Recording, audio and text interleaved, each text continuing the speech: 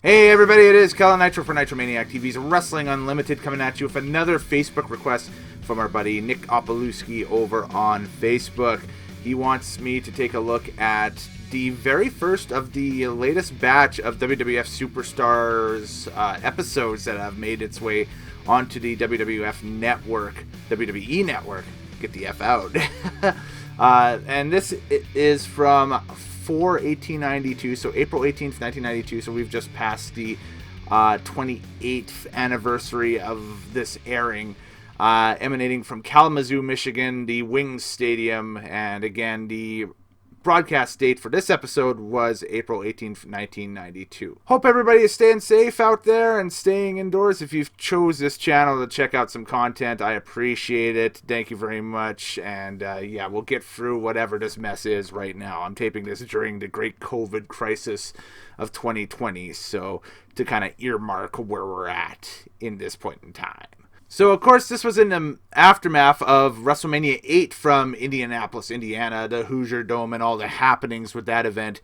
The opening is very mid-90s with a lot of computer CGI graphics and stuff, but the picture for the picture for WWF programming and that stuff, like the actual on-screen camera work and that stuff, I find from 1992 on starts to get a little bit more clearer and a little bit more modern. So I think they were starting to use some digital video production equipment and that stuff at that time to kind of sharpen the show up a little bit. It's very tight for a 1992 broadcast. It's just, you wish the gimmicks were better. This is an Easter-themed episode as it aired on the Easter weekend back in 1992. Vince hands Mr. Perfect a Easter basket, and Perfect makes a couple of quips about it, and that's our opening, basically. And we go right into our opening contest, which is the Legion of Doom, complete with Paul Ellering, so Hawk and Animal, taking on DWAYNE, GILL, Gillberg, and Barry Hardy, no relation to Matt or Jeff. It's a LOD squash match to open with Hardy and Gill employing all of the ragdoll physics in this one. It's basically Georgia Championship Wrestling all over again here. The insert promo, which was pretty cool in the WWE Superstar days, when you watch the program, is during these squash matches, they would have a inset promo by what the hot feud was and that stuff. So obviously, after the quote-unquote reuniting of the OG Legion of Doom at WrestleMania with the promo with Mean Gene and that stuff, there was a feud starting to develop that would play out on WWF television programming between the LOD and the Beverly Brothers, another great tag team from Minnesota and the AWA, the former Destruction Crew. Wayne Bloom and Mike Anus, FKA Bo and Blake Beverly, going at it, complete with Lanny Poffel as the Genius as their manager. And that's who we hear from. We hear from the Genius and the Beverly Brothers, and it's actually a really good promo in the inset. And then we flip back to ringside, and Ellering, of course, at ringside says that the LOD stands for the Lords of Discipline. You see a couple of tight cuts, and he's got the dark glasses on, and he's got the Wall Street Journal in the suit. This is before the dummy, and he's just, doing the whole, we're ready for you, we're going to smash you type thing. And of course, the match ends with the Doomsday Device and the LOD getting the pin on DWAYNE GILL with the 1-2-3. I didn't time out any of these matches at all, but it's fairly short, probably about 4 or 5 minutes. Mr. Perfect, though, says something very interesting, and he predicts that somebody will get their neck broken off of the Doomsday Device. Well, he was right, as, it wasn't even 5 years later, I guess, 4 or 5 years later, that Mark Canterbury, a.k.a. Henry Godwin, got his neck broken in a Shotgun Saturday Night taping against the Legion of Doom, taking the Doomsday Device finish. So it's definitely something. It's a bump that if you don't know what you're doing, it could fuck you up big time. We then cut to a WWF magazine update next as Mean Gene pumps the magazine.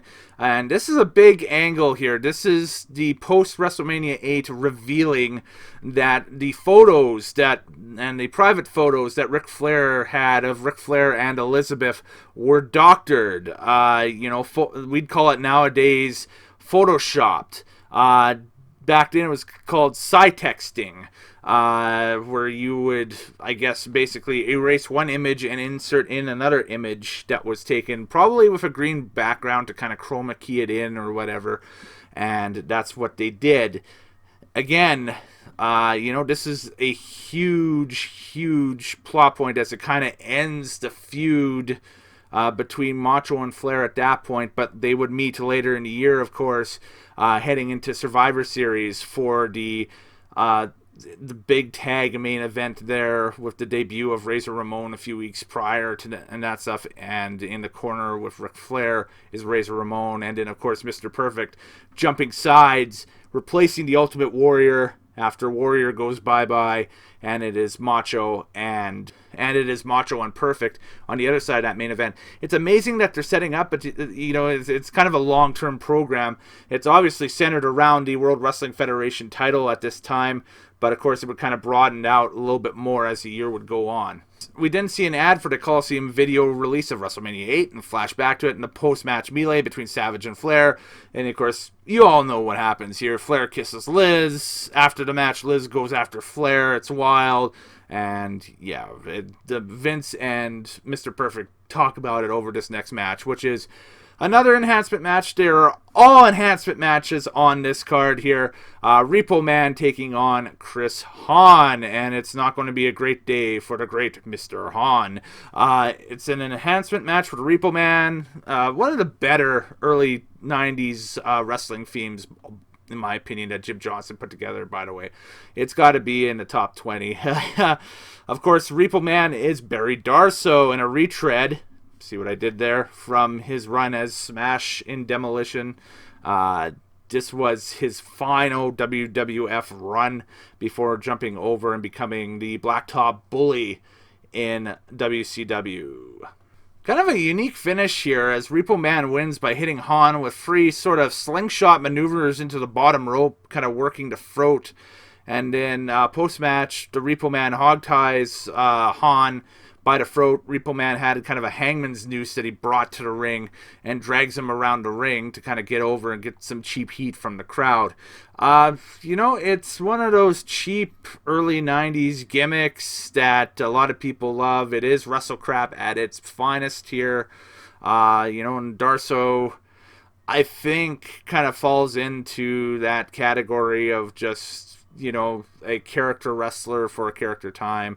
We'll all remember him as Smash from Demolition, probably his best character, and everything else. The Repo Man thing, I'm not, I was never overly sold on that as a character growing up or anything, but it's a footnote, and at that time they were pushing the Repo Man hard. The reason why they were pushing the Repo Man hard was a possible feud with the Big Boss Man, and we head to the WWF Event Center, hosted by Sean Mooney, and Sean Mooney hypes the Repo Man and Big Boss Man feud, and there's promos from the Boss Man directed towards the Repo Man, and a kind of a general look at me, I'm going to be wrestling later on in the show tonight promo from the Model, Rick Martel. So yes, we get a Rick Martel match later on in the program. We didn't head to a commercial break, and when we come back, we see it has to be one of the first vignettes for Nails that we see. It's a black and white kind of scan through a prison, and you hear the overmodulated kind of digitally affected voice that they had for Nails. And of course, Nails being portrayed by another AWA cast-off in the late 1980s and early 90s, Mr. Magnificent Kevin Kelly. And Kelly himself, not really a huge a strong promo guy. I mean, he's, in my opinion, a huge heel. Could be a great mid-card heel, depending on what he did. But his voice was a little bit weak, to cut promos and so forth, and to be kind of foreboding. But when they brought him into WWF, they slap him with the Nails gimmick, and Nails is going to be a convict, kind of the latest foe to the Boss Man here. And so, like I said, with this vignette, you kind of get the digital affected voice and that stuff, and says basically, "Boss man, you're going to serve some hard times and whatever." And then we get back, and Vince is like, "Oh my, what's happening?" You know. But yeah, it's another real historic footnote there for fans of Wrestle Crap and Wrestle Crapdom, and the cheap gimmicks of the early '90s. That was the very first time on WWF TV. You know, as it was about a week or so out from WrestleMania 8, that we've heard or seen from Nails, or this Nails character, of course not known by name. It would be about a month and a half later, on the May 30th episode of WWF Superstars, that Nails would make his debut, jumping Bossman post-match after a squash match that went in favor of the Big Boss Man. Ended up handcuffing him to the top rope before repeatedly hitting and choking him with his own nightstick. And of course, this was leading up in this series of vignettes here. The main plot point is that Boss Man allegedly abused Nails, as Nails was a convict in Cobb County, Georgia. And once Nails got out, he was going after the Boss Man. And of course, this led to the big nightstick match at Survivor Series that year in 1992. And in post that, not a whole lot happening after. They started a feud with Nails, with The Undertaker. And then by the end of the year, in December 1992, Kevin Kelly had allegedly attacked Vince McMahon in his office post-show over a financial dispute. So, while another AWA cast-off, John Nord, a.k.a. the Berserker, allegedly had watched the door. So, I mean, that's, Minnesota boys sticking together here, but, so in kind of a quick, rambling synopsis, the history of Nails in WWF. There you go. We then head back to the ring, and we have another enhancement match. They're all enhancement matches on this hour of Superstars here, where we have Tom Bennett take on Bret the Hitman Hart. Yeah, and Bret Hart just crowned a brand new Intercontinental Champion. He beat Roddy Piper in a great match, a match of the night contender at WrestleMania 8. All match, they are hyping a Bret Hart versus Shawn Michaels match for the IC belt. And the inset promo was for Bret and Shawn, where HBK says he has the polish to win the IC belt, and Sensational Sherry actually hands him a bottle of polish from one of the sponsors of WWF Superstars at the time, obviously. This was the very first meetings of Bret and Shawn in a singles capacity. We would see them on numerous home video releases throughout the years and decades from WWE, that they would work house shows over this Intercontinental belt reign prior to Bret winning the WWE title. And then once he won the WWE title, they wrestled matches almost immediately over the WWE title as well. Case in point, I think it might have been for either the Intercontinental or WWE title, but there is a match that made Coliseum Video on one of the Coliseum Video releases, and it's on the very first WWE home video Bret the Hitman Hart DVD set. But it's the first ladder match in WWF history between Bret Hart and Shawn Michaels. And I do believe it's for the Intercontinental belt off of this run at some point later on in the middle part of 92 or something. And, it's basically selling the idea to Vince.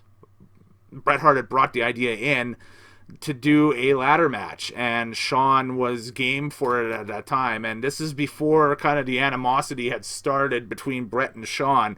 And so these guys are putting together probably one of the better programs of the year in 1992, and of course, and this would all come to an head at the end of the year again at Survivor Series. It's amazing how they're just foregoing SummerSlam here with the creative and already starting to launch stuff for the end of the year for November, immediately after the Mania wheel finishes in April.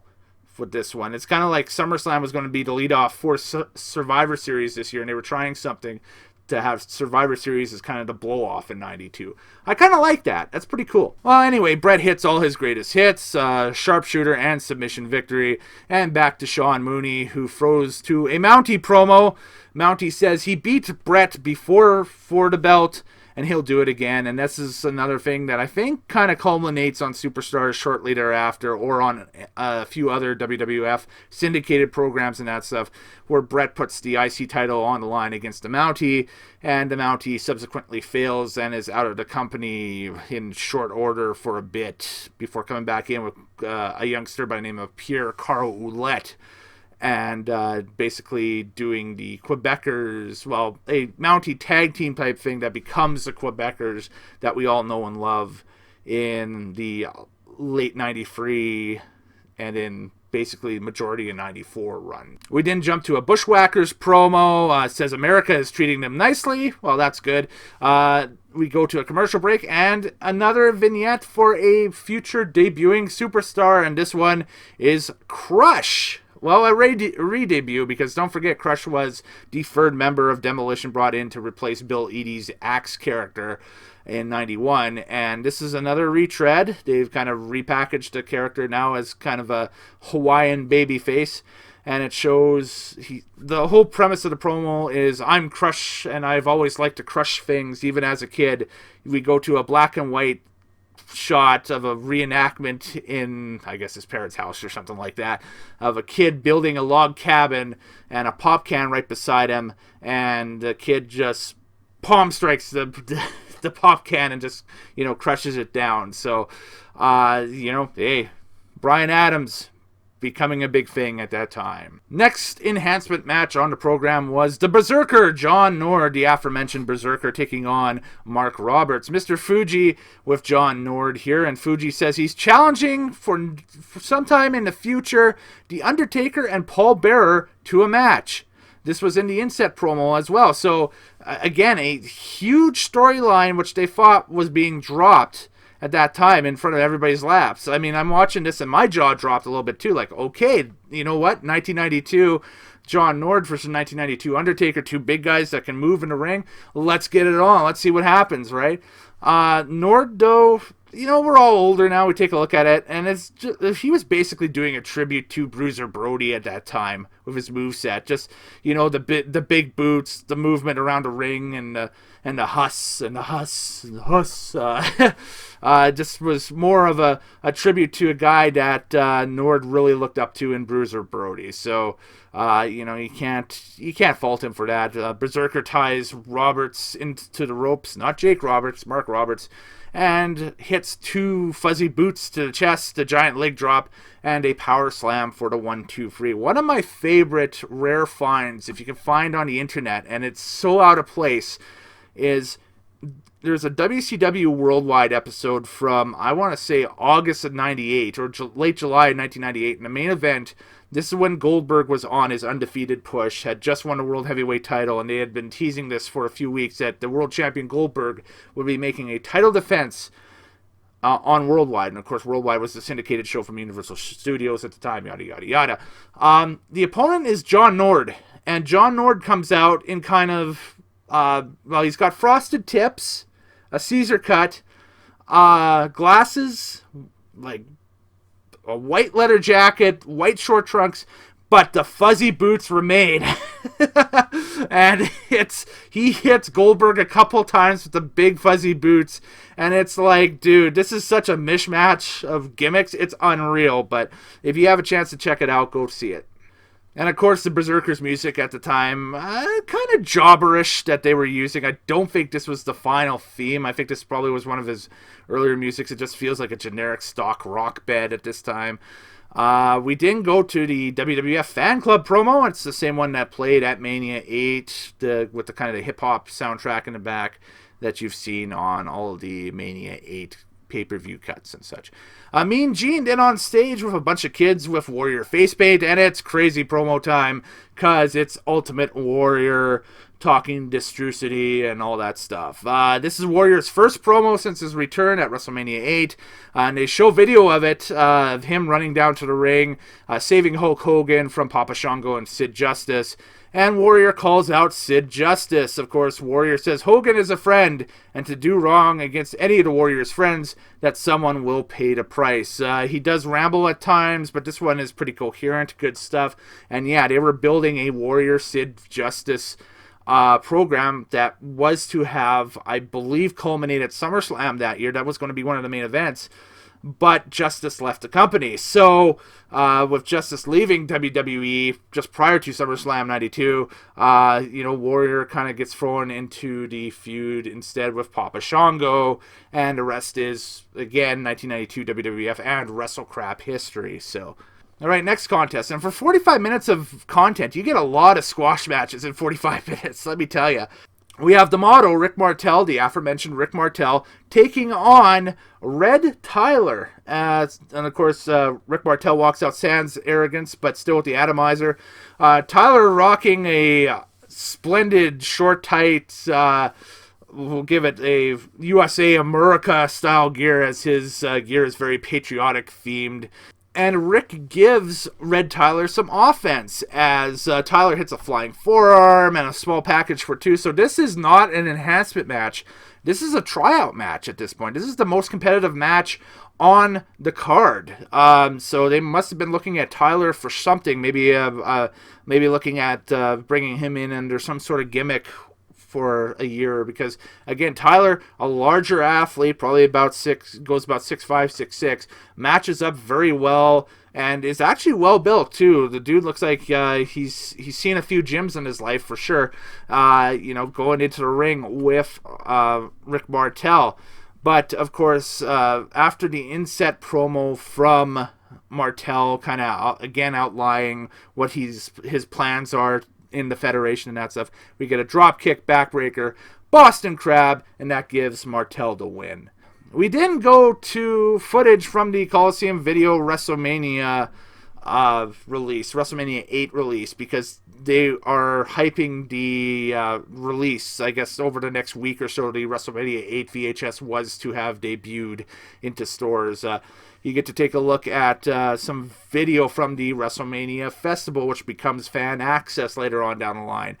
You get, a pretty cool shot of Jimmy Hart, the Nasty Boys, the Mountie, and Sensational Sherry on stage singing with a band. So, that must have been a hell of a party. There is also a wrestling impersonator contest being hosted by Sean Mooney, and you see some autograph sessions and that stuff.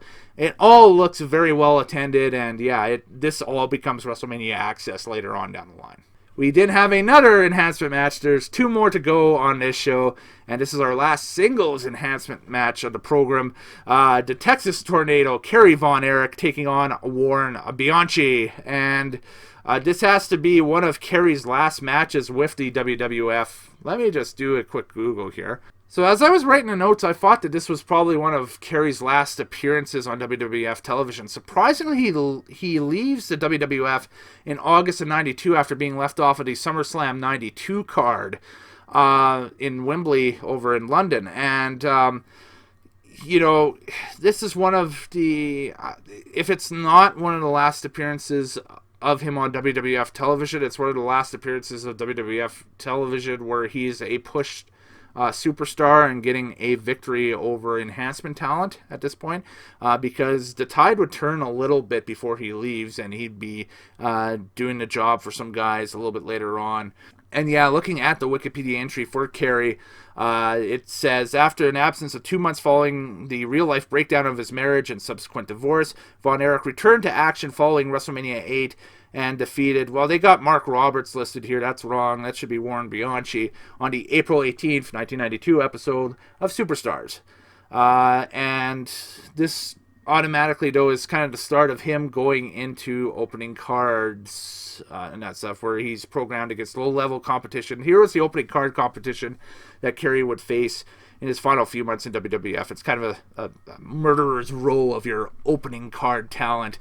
Barry Horowitz, of course, Kato, Skinner, Steve Kern, and while undefeated against them in multiple matches, Von Erich was unable to move back up into contention as he suffered several losses against, again, model Rick Martel, who was getting a push, Nails, who definitely was getting a push at that time, and Kamala, the Ugandan Giant, who was getting a push. So Von Erich then leaves WWF in August of 92 after being left off of the SummerSlam pay-per-view card in London in the UK.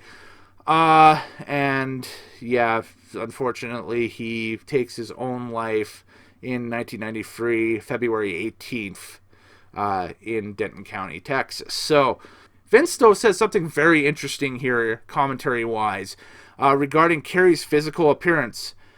Quote, maybe we'll see that on WBF Body Stars someday. And I'm thinking about it, I'm like, are they thinking at this time about possibly telling Kerry, hey, you've had a great career wrestling.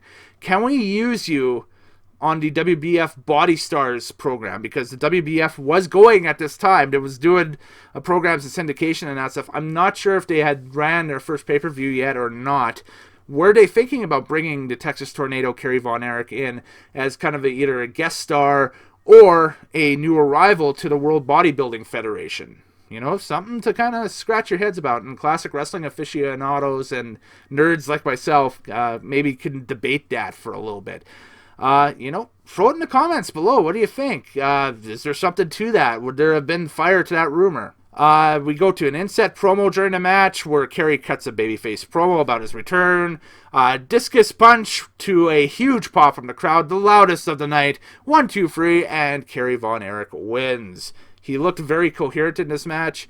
And, you know, on his way, again, feeding fuel to the fire, where we might see Kerry Von Erich make the jump to the WBF. We go right into a WBF Body Stars promo with Vince, and remember his female co-host cameo? If you don't, she's here, and yeah, she's smoking for the time, for sure. We go right back to the arena after that, and it's the final match of the program. It is the World Wrestling Federation Tag Team Champions at the time, Money Incorporated, taking on one half of the Young Stallions, Jim Powers, and Buck Rock'n'Roll Zumhoff, a longtime AWA competitor.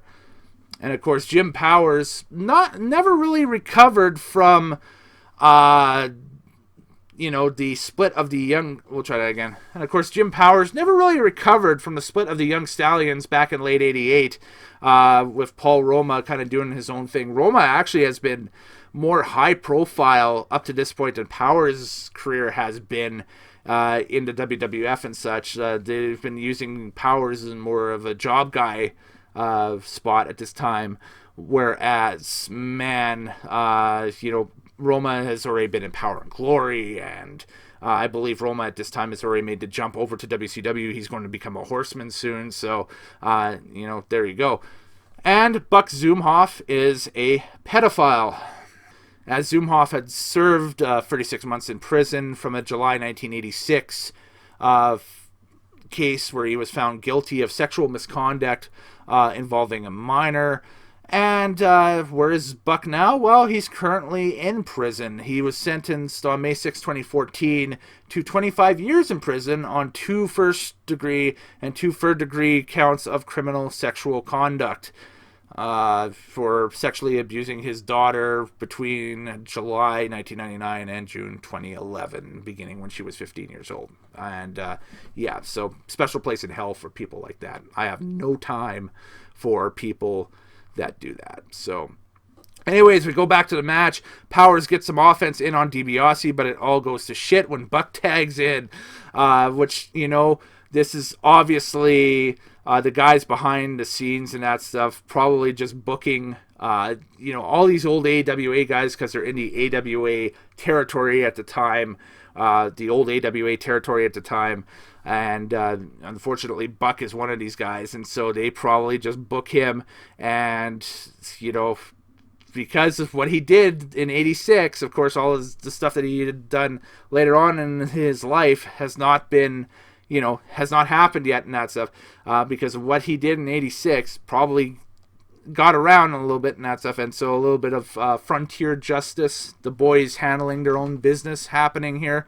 And, you know, Powers basically peters out of the ring, and Zumhoff is basically taken to town by DiBiase in the ring. DiBiase just basically... this match looks like it's been edited in some spots, but yeah, it looks like a At times DiBiase is a little snug with the maneuvers that he's using on Zumhoff, and rightfully so. So Money Inc. gets the Duke, and DiBiase locks in the $1 Million Dream for the win. One wishes that was really snug and maybe cut off the circulation to Zumhoff's brain or something like that. Just saying. During that match, though, we get an inset promo from the Natural Disasters, and of course they're still feuding over the tag titles and Jimmy Hart at the time.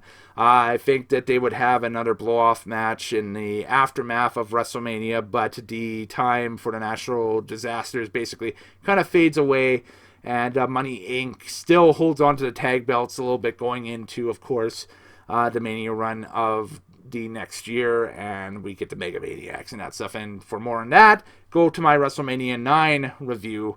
That's up on the channel in the previous video, I think, before this one. So to close the show, we head back to Sean Mooney. We get an Owen Hart promo. 3, 2, 1, take off, eh? Well, I added the A, but 3, 2, 1, take off. And the Rocket is ready to take off. Well, maybe in a year or so, and sans taxi pants. He was still very high energy at this point. We go then to a Papa Shango promo. He's rattling them bones. Best promo of the show. And just kind of gets over the fact that Papa Shango, he says that Papa Shango is voodoo. When you think voodoo, you think Papa Shango. And yes, a lot of us do. We then head back to Sean Mooney, and he announces that Undertaker and the Berserker is signed for next week. Yes, that's the main event of next week's Superstars. Taker and Paul cut a promo on the Berserker, which leads to Fuji and Berserker cutting a great promo. Undertake, I am Berserk, says John Nord in his best known role. And that's your main event for the next week's show, The Undertaker and the Berserker. I kind of watched ahead and checked out that match, and actually go check it out. It's the next week's episode of WWF Superstars. It's actually, for two big guys, really awesome for the time. It's one of the better matches post WrestleMania 8 that you'll see. We get a rundown of next week's card, which includes appearances by not only that huge main event of Undertaker and Berserker, but you get to see Ric Flair in action as well, too. So, there we go. That automatically kind of makes next week's show a little bit better than this week's show with the amount of star power on it.